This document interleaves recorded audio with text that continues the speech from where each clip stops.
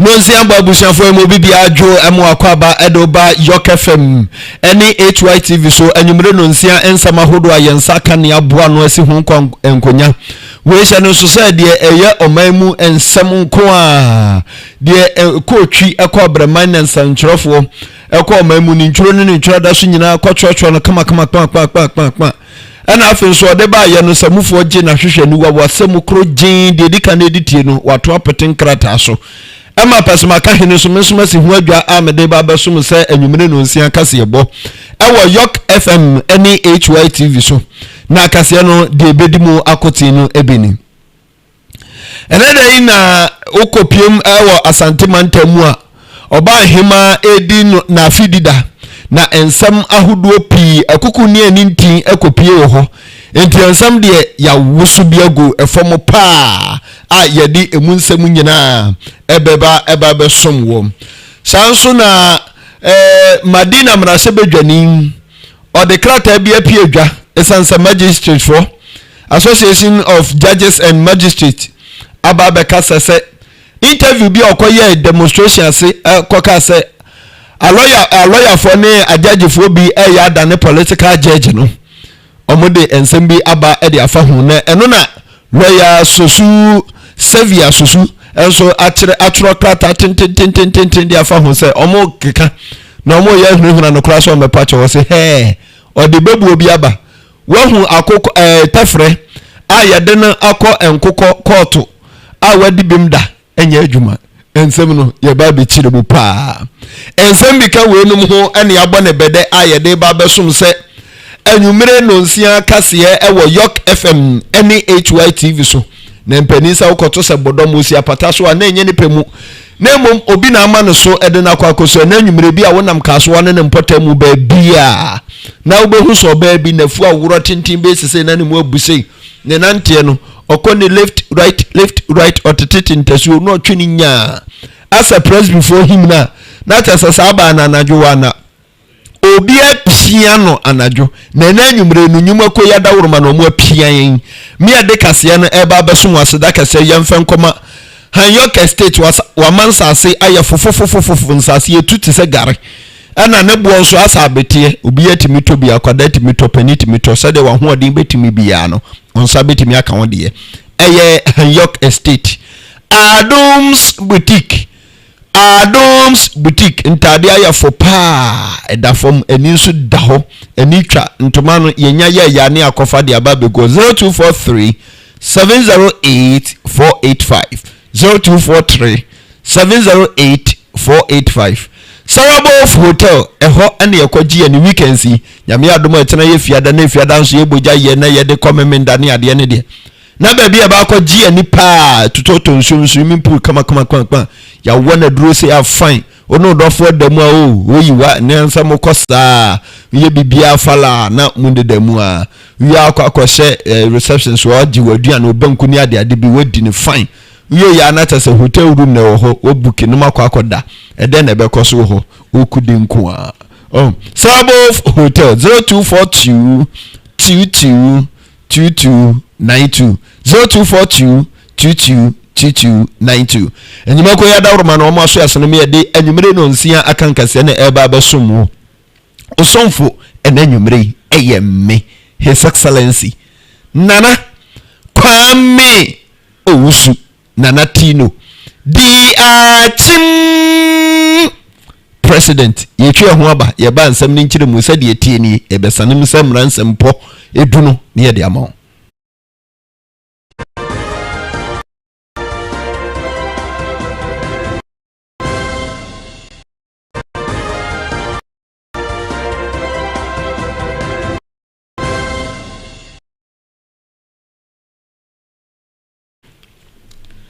abushafo emo bibia akwaba esa wajebre na wonso de wafidie na to ya ka sa haye Yorke FM Hytvgh na tabiri ende ya na mabefo ntentan kase no mu a ya ba bepiem wo TV so ene ofon so abobo ano na wonso hwe anim bi ne anim fefefe ya de hwe anim na wonso hwe anim bi na wuti omaimu nsam akoso nyina no ya mfa sada kase mfem omo afi yenhye ensam no ase ya sase a ene kopiem wo asantemantamu anie edwabo kase akoso wo ho se daja ene enye wanimu asem social media so ebi aprogu hopa ma onso ahwe bi efe pa sansa se asante hene kase odi afinsha da bi anasa oye dwumadi bi a anasa di asante form ho seteten na enya sam keto akora enna asante hima edi na finida enna asante hene krobia asante kotoko hene otumfo se tutu otoso mienu otibire wini krewe so ekasa wase no chese eyade a ebra so se ye ma mu apiafo sho mu kutupa aya ne atai tetete maso bibi ne ese oba de wa ho de wo fam untimi nye tirimu kura mre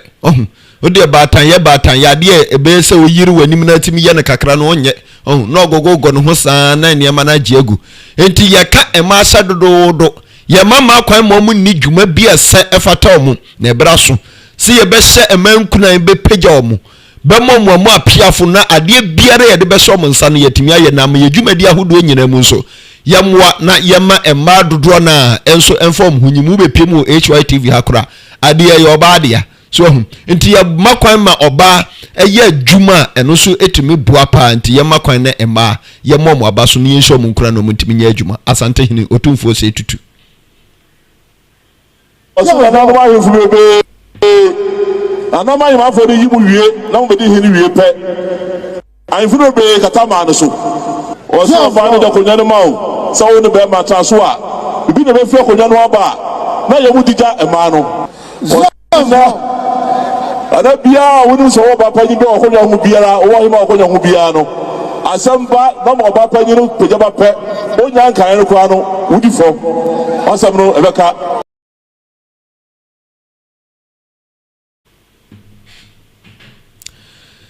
otumfo osei tutu a otoso mienu ena yekohwe na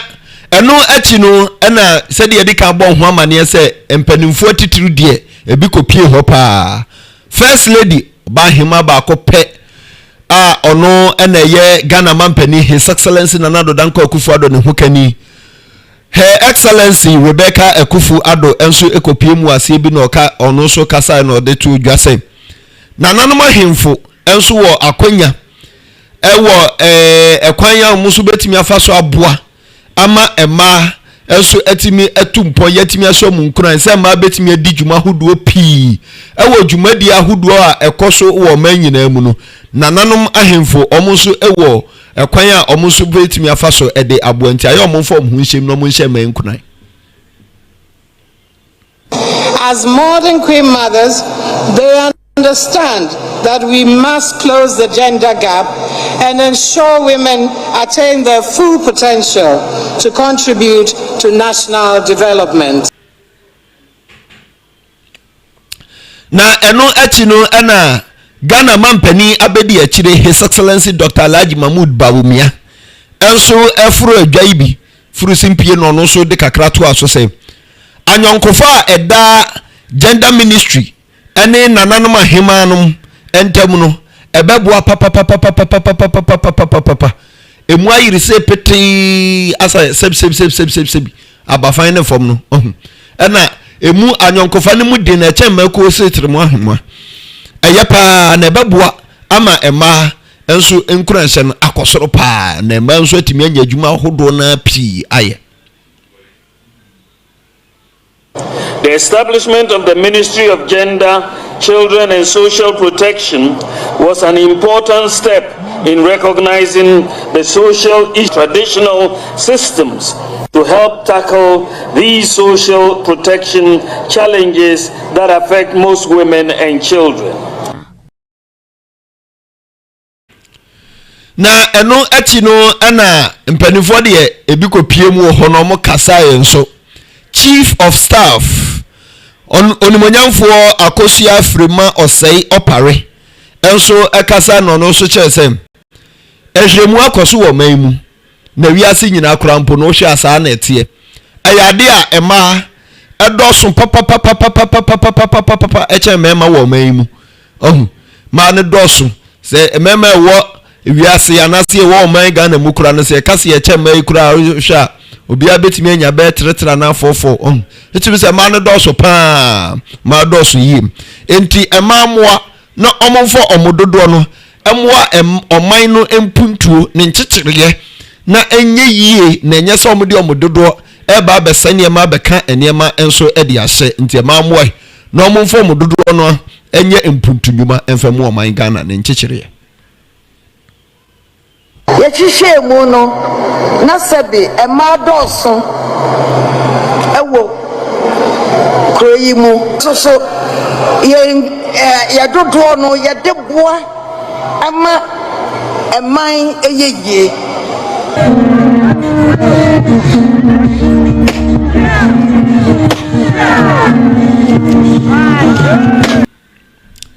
abusiafo onimonyamfo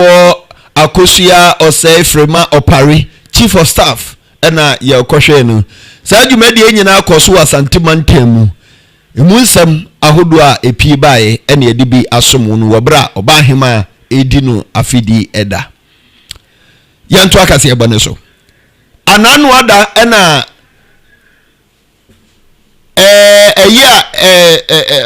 de say ye kana sempu demonstration bi a ekoso ena owura onukro ya no san ya Madina mrahye bedwani odimonyamfo Francis Xavier Sosu kojokra kanedi ho eko grantee interview bi na okasa no che se eyade a ajagefo bi wo hono a omo aba beda ne political judges na tese omo hihya amanyoko bi achi se amanyoko ni wo hono a ena omo so ye adwuma omo ye nyina no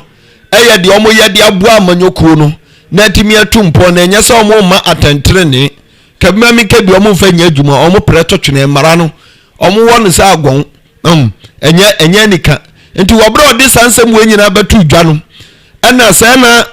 Association of Judges and Magistrates say no mo so ahwe bi omo ate omo ahunu bi ene yakura yebo wo ya fidie su atiri modano mo kofa baaye yebo bia kama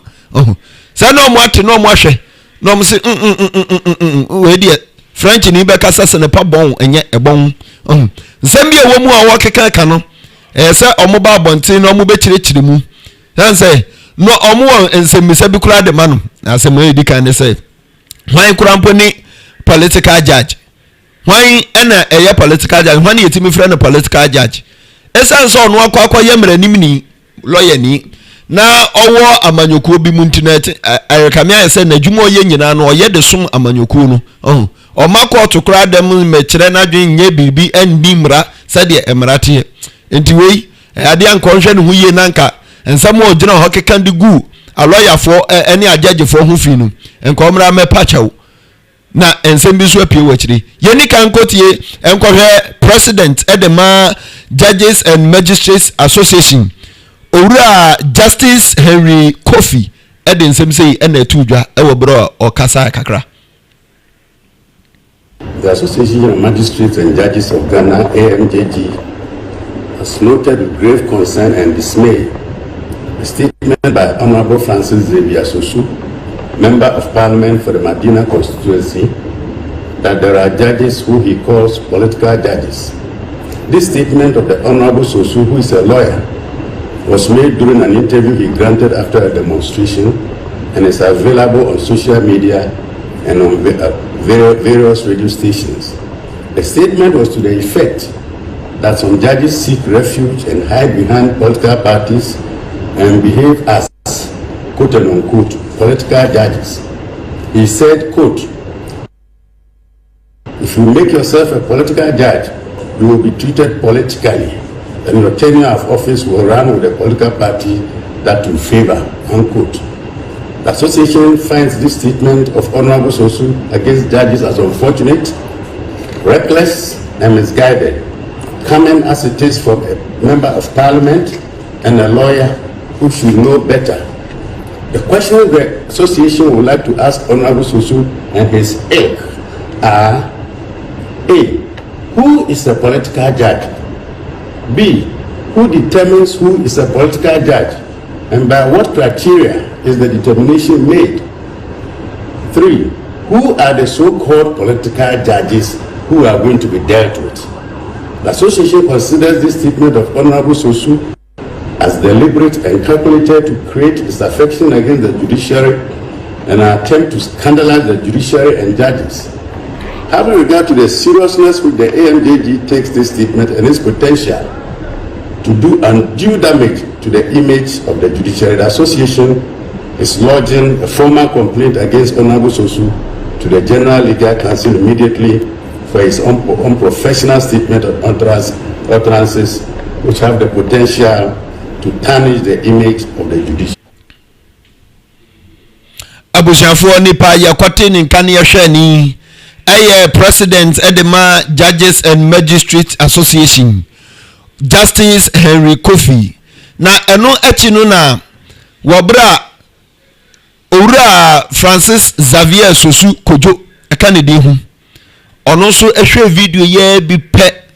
eno otoro krata ten parliament dimu ene obohu se omoyi ne kura boss kama no no so ede ehya se kire se oh wahwe wate ensamu a association no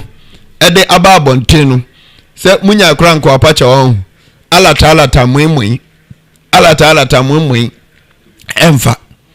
emfa ba kokora no no de wahunu de ode na mi ahunu wahwehwem se lawyer ni mapa ena ono de waba beka eho asem nti enya de a obepa ho chew ne no apa eho chew chena ena eniema nsunsun so ekoso ewo oman ni mu ene agagefo bi ensem a omudie ena omode ono de ohwe ya oka eho ensem no enye kura emoa enti obesre se ayembia no wahunu se ono de ne ho bon ewo emranim ena afenso no sade ya twene srane abasa no enya de a eboa no kura enti on de wahunu ne se ode kasa bebuo bi bai se ewo brofo kasa minika nkenka ne brofo kasa na miwia ma kirem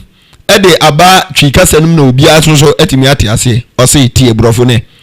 Can a cockroach be justified in court of fowls? Tira say tefre ye betimi de tefre akọ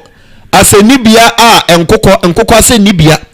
na sa tefre no wakọ akodi asem no no adi bemu ana emfoi na chese senepa bon ebobon ye be hwete unya nduru hokora na chese ya bo enti onu na nka so no wo se ne hojeje awo mranim enu ntina ye boni benkum ni fa boni benkum ni fa hwehwe no straws am na so nde enya de a ebu na bam kura enya wei ene de association yikan ena eba bebu na bam sa ontimi nkire na dwen obeka na dwen sa de se na efata pepepepepepepepepepepepe enti ene omunyina yie wei ye lawyer Francis Xavier Sosu Brasebedwani edema adehia ewo Madina ena ochoro sa kratai edeba anuye ode efa association Justice Judges and Magistrates Association omo ensamo omo de nam omo president so edeba ye no eno no so echoro kakra ede efa ho afri yenso free ense sansem nimu na yemungure mu wahai ye kwa ne ye kwa kopiem ewo secondary takoradi na adehye wo ho ena omusu papa omusu nyina na yeti se omusu no mutiemu omodoso nti omutiemu atimi free secondary na abepiemu onkan ena ne yeti yahungu mu gididi ne yekopiemu ho ne yese ya tese mutiemu pa wo secondary takorade ha na yede ba asema ena o se he ye wonsem na montnas ne nka bibi nkyerem ne yese mo man nkwa ne yeso camera si so na ne omo hyase ye behu na omo de garon egugugu hwibaro mu na omo de nam se na de se garon no mo de yade awo montin se ya garon di ahinum sa se na nya nwo na omo kwakoto gufo garon na nya nwo na omo de kwakoto na emum ezuo na omo kope si so ho aye den ayiri se tawe ezuo eya abo mo se de sebi jonso aba akoko no ezuo ho ayiri se tawe ase meko srete mo ahoma aye den pa ase osono ataso aye den pa de amomo na omu hu die ntia papo ya tuma na nsonso nsotin sonso panso akombenya kakra no ede ahwe mo hafa na no sonso hwem eko nti omo bre papa omo timi twabon obrofo kwansi no de wo ho asa na omo konye nso wa chiri piota bi firi nkran ha ba ho no ma eno na omo to na omo de dware obeto piota no wan am odi aye aduane otiti bi agu penti rubber mu nso na ade akwa akodware ha omo papa ensem se na omo kan edefa ho Another church station. There were pipe number cramba. Pipe number 2 weeks be 3 days be am kobusa. Kala mo do ko him 250. And sana mo ko just look my the Mrs. Senifia. Na mo kobusu. 1 week be am ko ebie. Say the 50 Ghana. Nti ayedin nti some dey for nchawa wo mo na won boy pa. Nti di hu amani.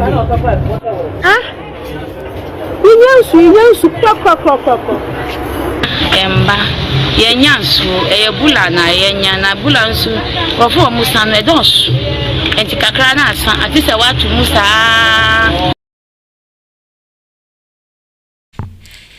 Njene boy ya den papa 50 cedis 20 cedis 100 cedis ena moto nsu wo ho omo bre na eno echi no ena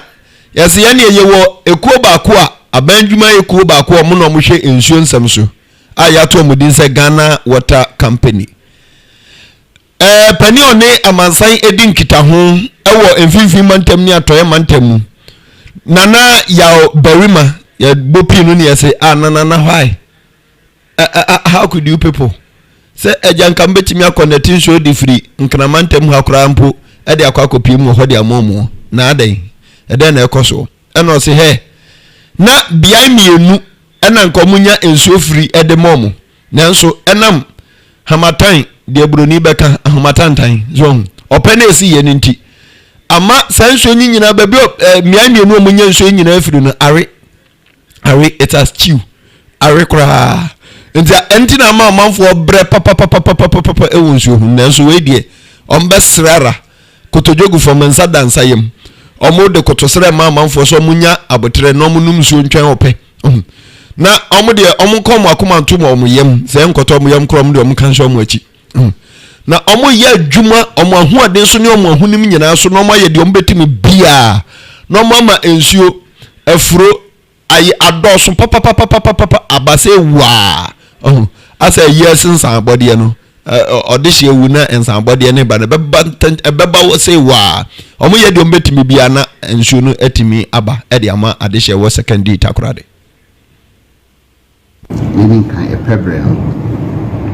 so you drew epebre no and I'm say ensuo no entonti no na ma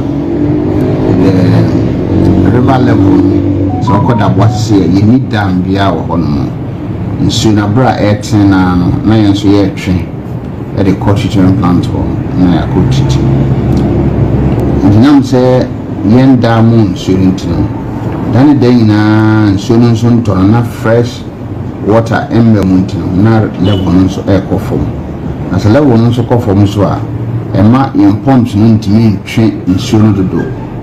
I bet chichi near my customers.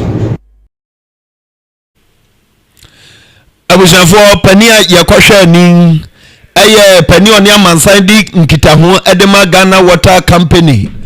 enyuma kunu a nefa ɛwɔ mfimfim mantamu ene atoye mantamu nana yaw berima ena yakɔhwɛ na ɔde ensem kakra ede etu yenim efa nsu awewe ɛwɔ secondary takorade no ho yanso mfirimu na yemepiem ewo enkramantem ha awraho sam ene awiei yante asempa oman Ghana awraho sam ayansaka yehuna no ha ya wutu breku ene se ejabi ato edankora ba miensa bim chamber and hall apartment na nkora no ba miensa ene eja tom asise edwere be na nyamenchade sisi asem no kasa die yenyanya bibia mfirimu se obi awudie nanso sa eja yi eto no na nomiensa awieye nomiensa abo na eniema ne ajapade asen no ebe se Ghana cedi no opepe aduonu 20,000 Ghana cedis ena asen na adihye bia ewo ho mo anisem sabre ne kure gane ba beton na yade a wona efie yi omutitimu na afi no omufiri adwuma kura aba ena omude behia saa kofikwam wei saa atorenche mu kafra obuyanyan wei atorenche mu ena omude behia na yade hye bi omoni ehunu se de ejane ehase no yebisa omnu na omka omanu mu nsem ni bi ede kire ye hwe se de omo nso kan ede fa ho yaba na mpa na eja to de ni mu a ehye nti ma me de eni break of pickers ebe bu dan ni bie nsu owura de ni ko dum na me ba mi kan play fire service from say eja she went omumla nti mi di kan ba hanum ebe dum de ni bi ansa na omo so ba nti obi sama de mi na no de pa ya ma me program nsa no menim na abushafo eno eti no na yebopini station officer edema odumja adwumakuo no ewo gomua budumbram Samuel Ochre ene ebisa no no so kirekirem sade omote asem no esifae ne se omokoko hu yempo no enema atimi asesei na oboho amane kakra ede kire Hytvgh nsanchorofo ye hwese de ono so eka edefa ho control enti ya yewi the woman say ade ne see ye na Omodan, all of them were not around. And in some of the rooms we have to break in and enter before we are able to douse the flames. And say this is what is on the ground. So see the Omunyama Bibre Yashi. Yaman de Bibre, but the bed depending on Nipa, Nankasa over them on. On over to me, I can say me we the Hanash, but Yamanashi. Unfortunately, they use them ceiling, rubber type TNG ceiling. And also no, say heat can kakra how it behaves in a fire situation. Me personally, no, I don't recommend that for anybody.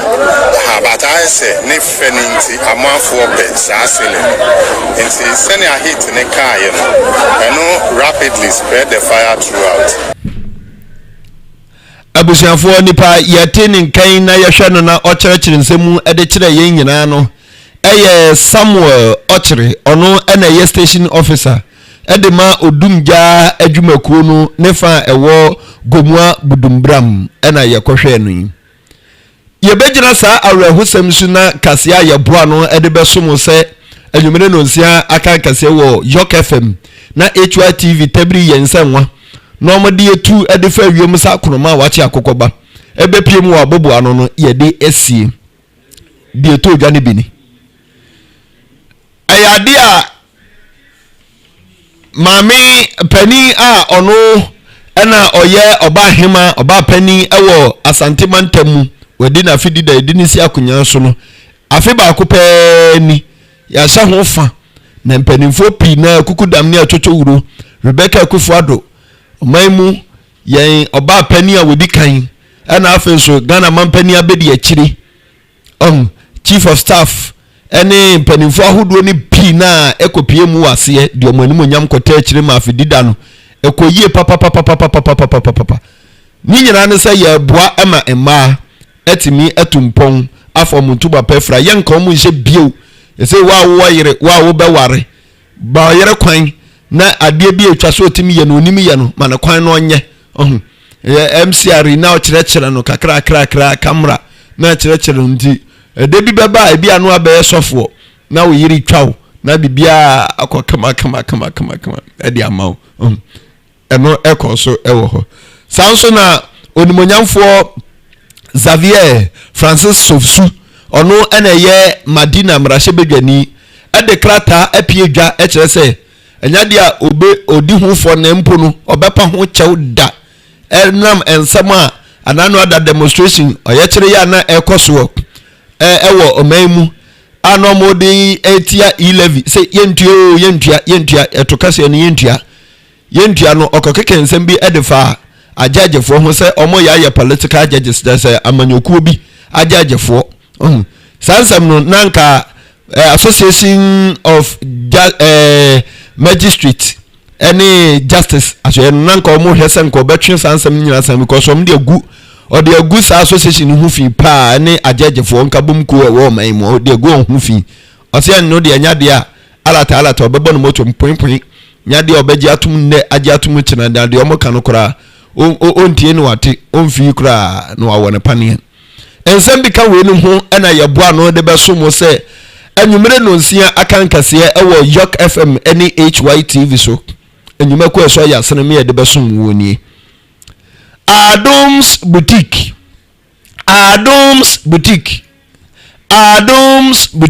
mabone se na achoro mprensa aden na wo ba ye wedding na eniema boa ye dindindin wo krom oma Adams boutique ni emfa eho ne nyina mfemo engagement ohene nana ye bo mu ase de ma wai wa fidi da na wo ba bedie no wo fa na wo ba be hye no me pa cha obra ne ma ntoma ahemfo ne nyina bi ewo honum o twa dei bra ne mo wo be selection ohene de ni kwa so fra ntoma na wo ntoma no nso obi ono so be adwabo na ase bi nso afra bi da bi esa wo de nse the same color mpa etwa so de no ekọ nanim pa echen timamuni ono so aba adwabo na ase bi no ahene mai mente shen apo bodu abi de akura o franka wa akofuna bi ekura ene abotire ni abomen ni ade nyina bibi aye fine ni ekura o de hwe anim Hytvgh wedding bi e ba so no o de obehu ba bi ekofa ntade ni free bibi aye fine ewo Adams boutique ana afin so Yorke estate ya wedding ni wi a enye den a se de tie bi e beta asase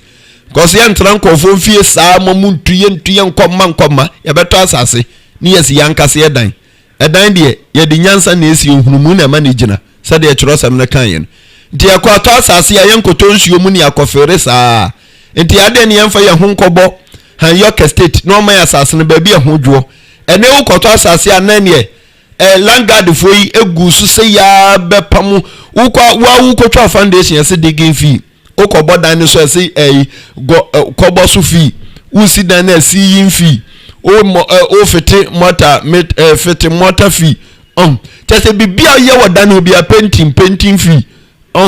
edan ba bi kura chia me kwa koten chia yin fee bibia ukotua hu fee na tese asase na asa ye odi anso nya odi a o brepe hu krata asema ye den dia ma fa ho bedom they say fa ho bra bedom Yorke estate ni amwa ni empe asase ni bi ma eho dwo na nso timi fadi ojuma na wasum enyo oda obeda kwada ni school fees na beba from party amount me pa cho enyuma ko ni mienu nyina ye ba akofo de anti frame ahoma trofo iso nti ahoma ba akopɛ ne edidi djuma 0243 708 485 0243 708-485 yaya wadi ni wie se wi baby a yakwa kwaji ani Sarabo hotel ya buki ato ho de wadi ni enye nkotu obaditi nsankora na ebuki tama ye beye eyinyi nyina de ato ho nti yakwa kwaji ani wo ho receptions no kama pa okwa emayuai ene ese we so ha no we so ha ni ajejo baba ni yaya fa na no na wako du fufuo ni mutuo ni ade bi oje no fan wi a swimming pool wo akiri ho no ma no akwa tutum ojade wi ya no akọ hotel ho no no akwa da ewo nyenya no contempo no so ho na ebutu environment ni kama pa wani nka obetimi apie no akwa tena akwa ji ukoku ba go bi na ne o de bo ano so twede obi abi ni ade na woji wani wo ho a uspa environment no sa na uno that boat ni ko satim say yes na so Ghana ko ye pa abrante de nyesika ni nyonko ni premani bo preman na no betimi abo na bibia etimi akonkan 0242 222292 0242 222292 enyuma ko ya dawro ma no mo so ya sene me de ano enyumere no nsia nye de beba no enyumere no nsia akankase no ebesom wo afi aseda kase enkoma ye news editor okamafo Clement morning show host ono ena esansem ni nyina kma ede bre yen ma yenso nya bi erbekin kanema semenhia ene abusuafo nka yen nyina nso eye news crew omo boy yakidom abrante tententiatia ne ho fefefefefe enwi de ebi won ho pa ɔno so ɔte MCR na ochinchinchim mfidie ni mfuruma enche bia na bibia akɔso fan na oni abɔnten aduane bio na obedi fie aduane ɛyɛ ankreben sɔfoɔ elect ye elect no nyame frɛ na wɔmfa nti amadifo no ankasa elect na to hɔ deda kwaso dem so ne ebompa ya no wadwane sɔfoɔ elect ɔno so ekura yemu na ɔde ɛfa abɛfo ntentan kɛse ni mu ama bibia so kɔ kama wonya bi ɛhwɛ yɛn na enwumre yi osonfo mi ameje brebe som wo kenkan nyina ma ye wo de ene a wote ye no efiri His Excellency Nana Kwame Owusu Nana Tino DRC President nyame adoma e chena no pa ye besen hye bio ya kraw bye bye.